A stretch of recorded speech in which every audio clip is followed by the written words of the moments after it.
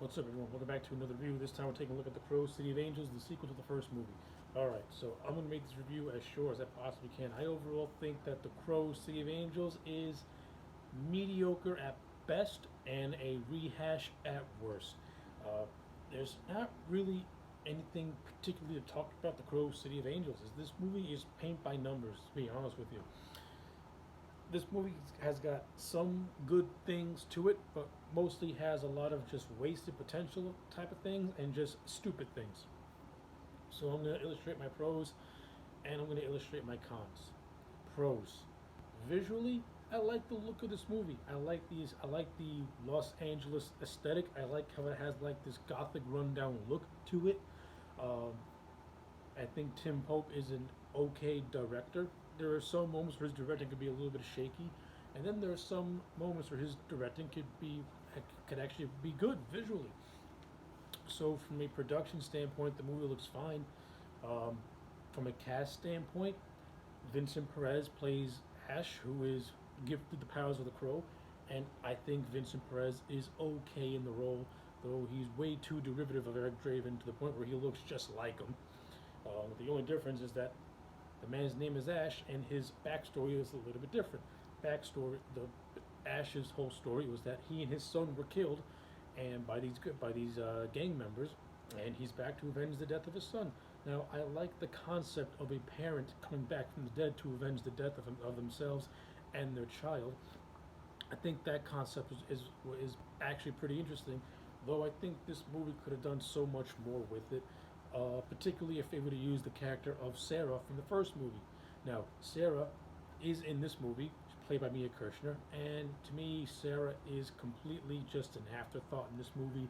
She's wasted to the point where she's just a damsel in distress at the end of the movie. The movie also tries to tease a romance between Sarah and Ash, but it doesn't really go anywhere, and it really comes out of left field. And not only that, this movie makes Ash into a precog, which is completely just random, doesn't make a whole lot of sense. So what they did with Sarah in this movie is really, really wasted, and it's really, really dumb. I would have had Sarah as the parent who came back to avenge the death of her child. This Sarah in this movie, this is Sarah all grown up. She's at the age where I can buy her having a child and coming back from the dead to avenge said child. And all of that would have been very, very interesting because she would have been following the path of Eric Draven, who was very, very close to her. And it would have had a nice, you would have had a nice little parallel between Eric and Sarah, with Sarah coming back as a crow, as the crow. If not do that, at least have Sarah at least develop the romance between Ash and Sarah a whole lot better, and actually give Sarah more to do. I feel like Sarah in this movie doesn't have anything to do. It's a shame because she was a good character in the first movie, and she's completely wasted in this movie.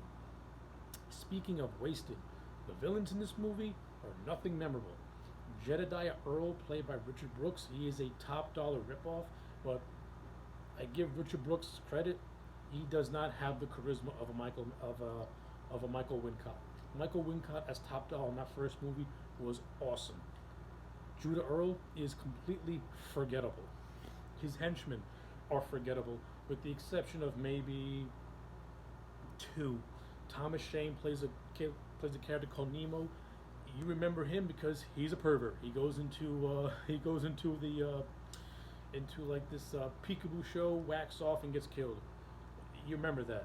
Iggy Pop plays the character of Curve, and I like Iggy Pop in this movie.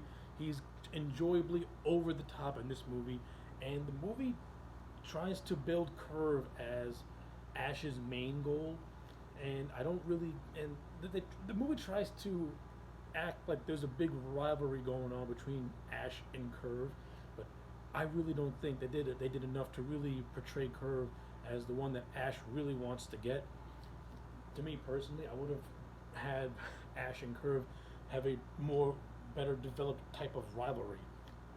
But other than that, Iggy Pop in the role, he's enjoyably over the top. He's fun to watch. And seeing Toy Trang, the Yellow Ranger, as a villain is just hilarious because she comes across as just a sadistic child killer when you look at it. So points for scarring the Power Rangers fans by turning the Yellow Ranger into a killer. That was actually pretty cool. And her death scene is also pretty cool because Ash just throws her out of a window and she hits her head on the car, and then blood comes out of her head and forms the shape of the crow, which is actually a pretty cool visual. Uh, so yeah, those are basically my thoughts on the Crow City of Angels. I'm gonna give it a 4 out of 10. It's nothing horrible, but it's nothing great either. So yeah, those are my thoughts. Let me know yours in the comment sections down below. Like the video and subscribe, and I'll check you back next time for more.